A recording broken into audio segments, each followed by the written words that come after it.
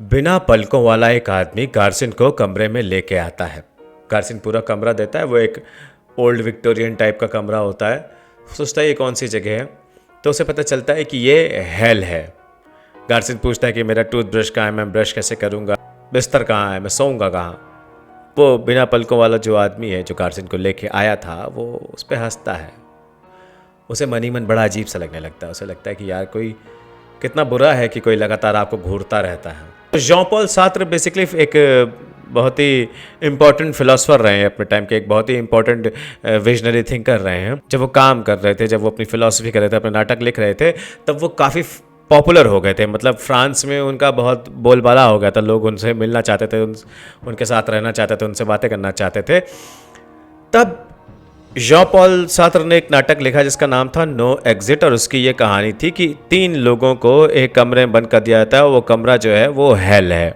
इस नाटक में एक बात कही गई है, हम उस बात को समझने की कोशिश करेंगे। हमें नाटक से ज़्यादा मतलब नहीं है, बात से मतलब है। सार्त्र इस नाटक में कहते हैं हेल इज़ अदर पीपल, मतलब जो जहन्नुम है, जो नर्क है, वो दूसरे लोग हैं।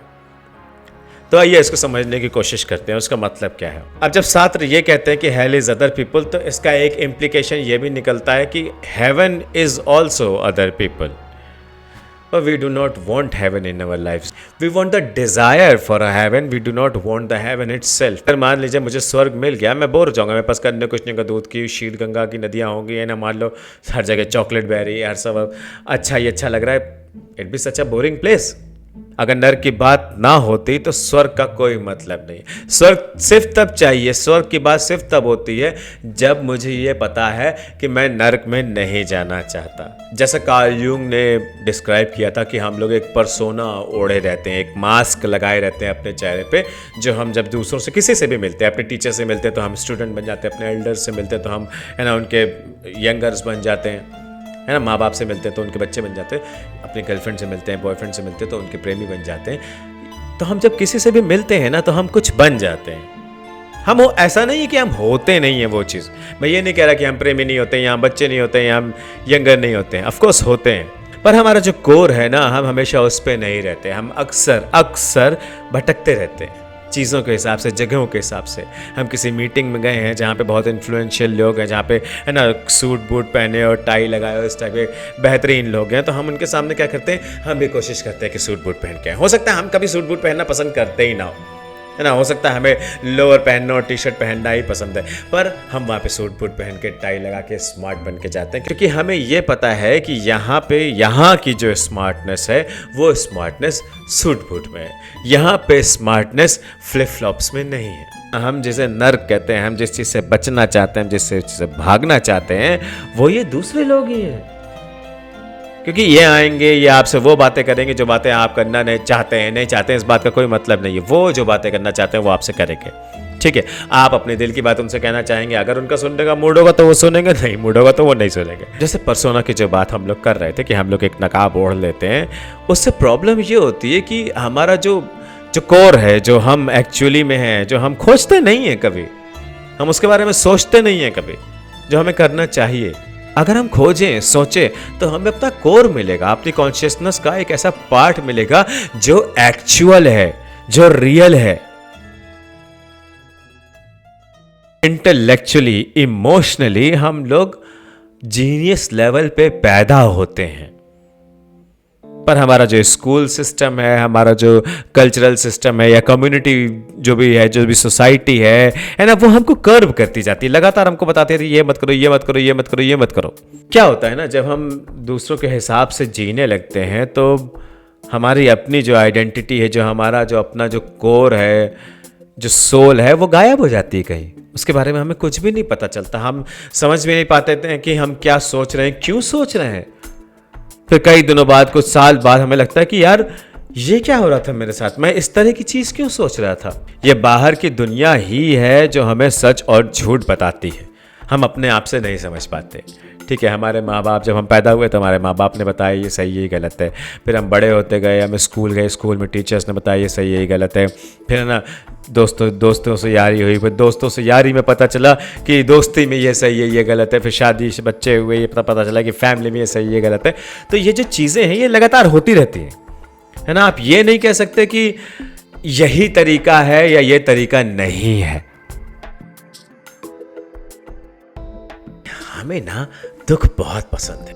दुख एक ऐसी गहरी गुफा है जिसमें चारों तरफ दीवार पे मेरी समस्याओं के, मेरी परेशानियों के मेरे पोस्टर्स लगे हैं। ठीक है, उस गुफा के अंदर मेरे दुख की लाइटिंग है, मेरे दुख का संगीत बज रहा है। ठीक है, वहां पे मेरे दुख की गंध है और मैं एक कोने में आखिर में एकदम दुखी बैठा हूं। तो जब आप उस गुफा में घुसते हैं ना, तो आप लगातार मुझ में घुसते जाते हैं, मेरे आइडिया में घुसते जाते हैं। शादियां होती हैं, बर्थडे पार्टीज होती हैं, फुटबॉल के गेम्स होते हैं, व्हाटएवर चीज़ें होती हैं, जितना भी सुख है ना वो खुला होता है, सबके लिए होता है। अगर मैं सुखी हूँ, मान लीजिए मेरा प्रमोशन हुआ, मैं सुखी हूँ, मैं मेरे जितने दोस्त हैं उन सबको पार्टी दे रहा हूँ, उन सबको खुश कर रहा हूँ, तो मेरी जो खुशी है वो बट जाती है। पर मेरा जो सेल्फ है, जो उस समय खुश था, वो कई सारों में बढ़ जाता है। सब खुश हो गए हैं, मुझे लगता है कि सब मेरी वजह से खुश है, पर ये उतना दमदार नहीं लगता।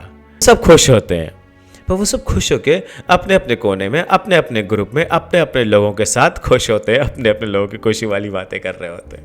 मतलब ये जो गम है ना, ये एक ऐसी चीज़ है जो इंसानों को खुशी से ज़्यादा जोड़ता है आपस में। आप सड़क पे जा रहे हैं, अचानक से आप किसी का एक्सीडेंट देखते हैं, कोई बाइक से जा रहा है और किसी भैंस से टकरा जाता है, उसकी मुंडी ऐसे टेढ़ी हो जाती है, उसका हेलमेट टूट जाता है।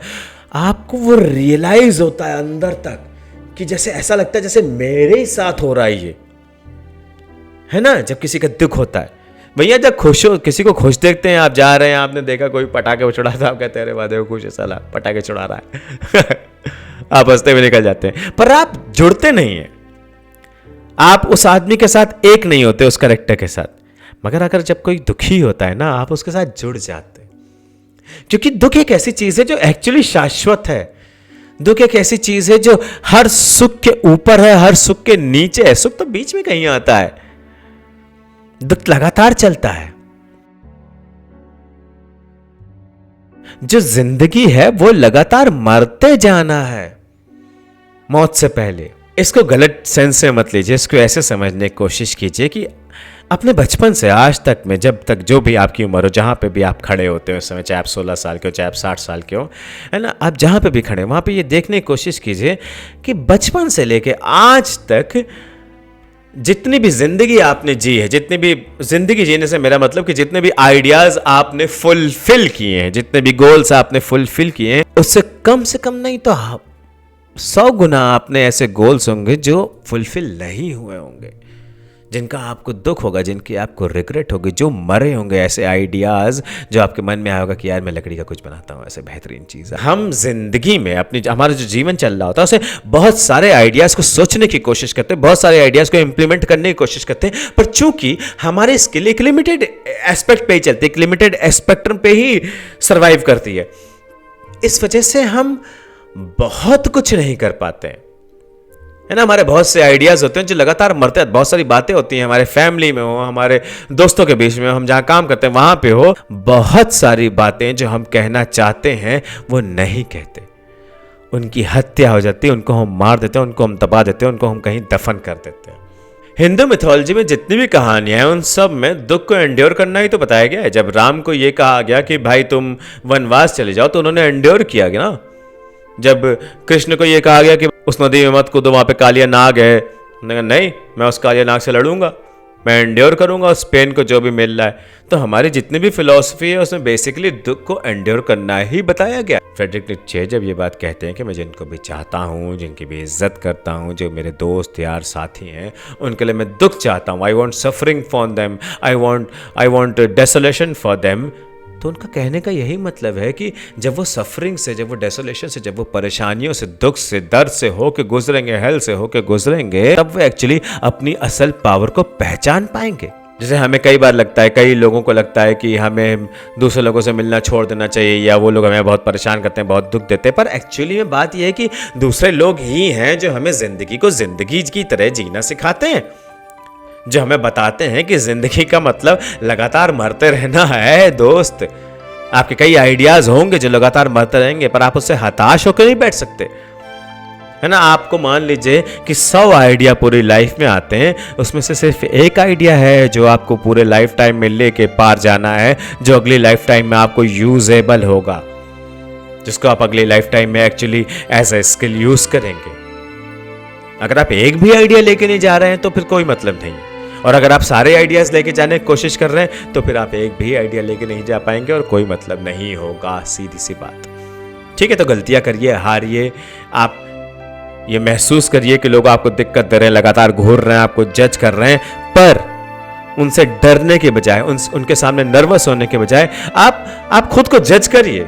आप खुद की अपनी एक स्किल बनाइए, उस स्किल को फाइल करिए, एज करिए, और उसके हिसाब से अपने आप को आगे बढ़ाइए। यार, आपको कोई कुछ नहीं कर सकता, आपके जैसा कोई दुनिया में है ही नहीं, मैं बता रहा हूं, लिख के ले लीजिए।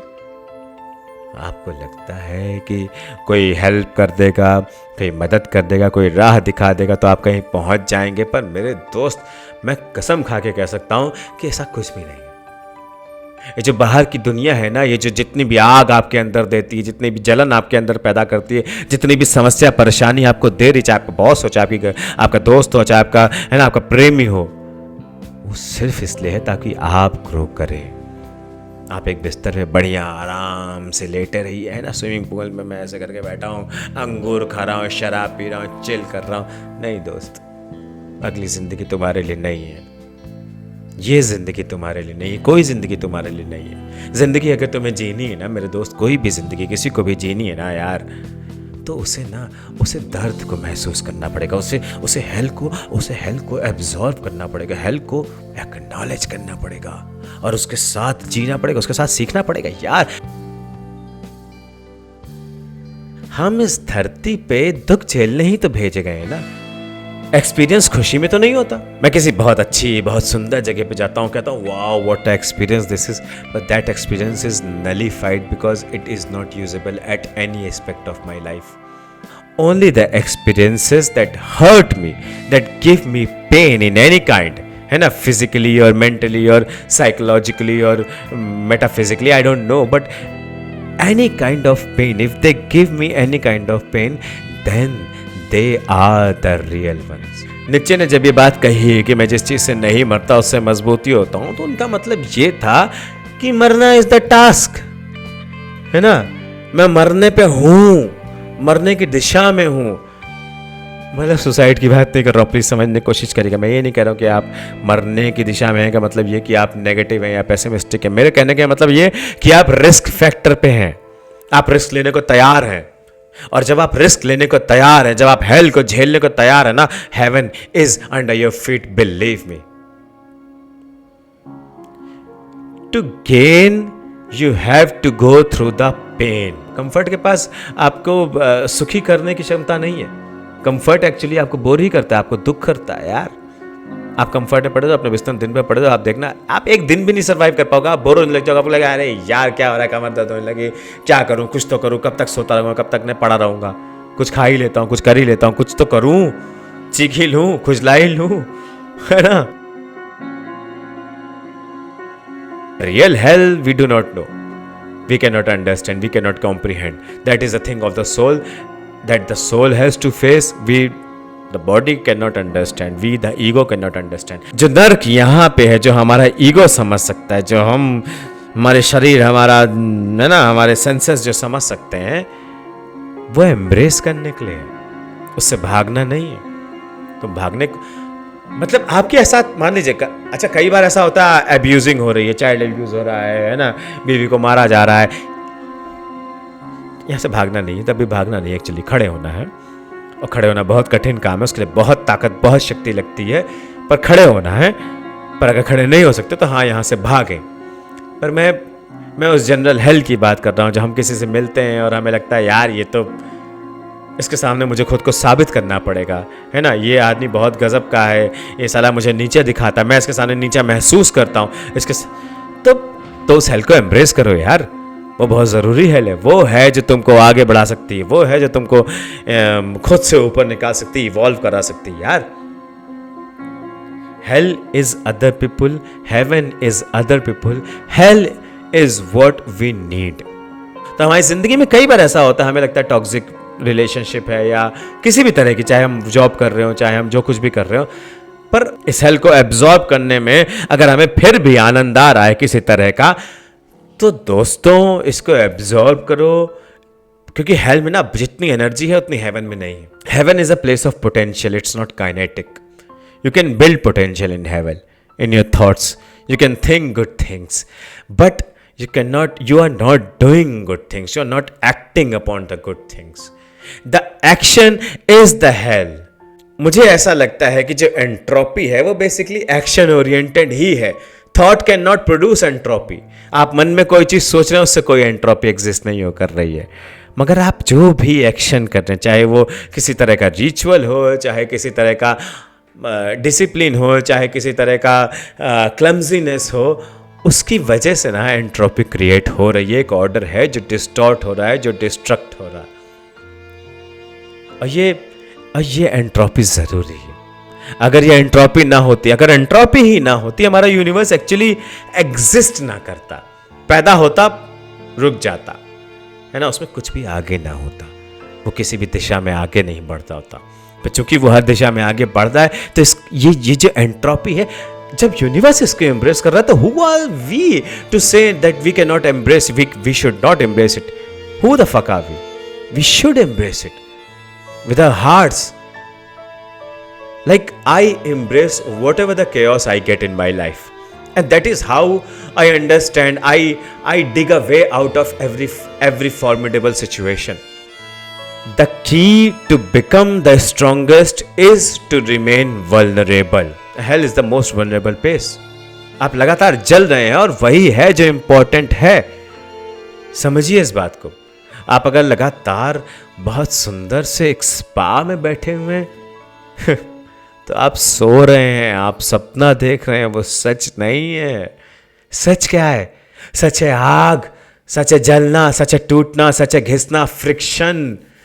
दो चीज़ें आपस में मिलती हैं, रगड़ती हैं, घन है ना, तो गर्मी पैदा होती है, आग पैदा होती है। ये सच है, इससे मत भागिए, इसको एम्ब्रेस करिए।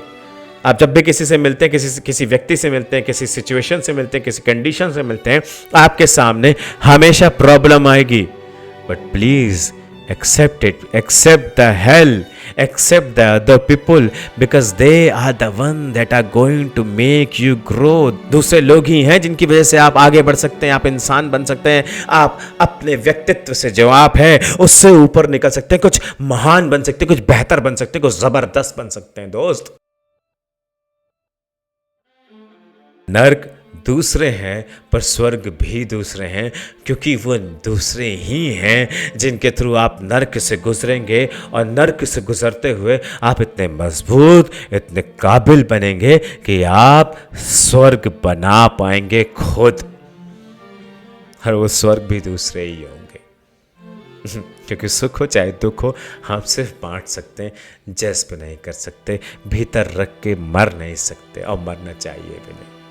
जिंदगी बांटने का नाम है दोस्तों।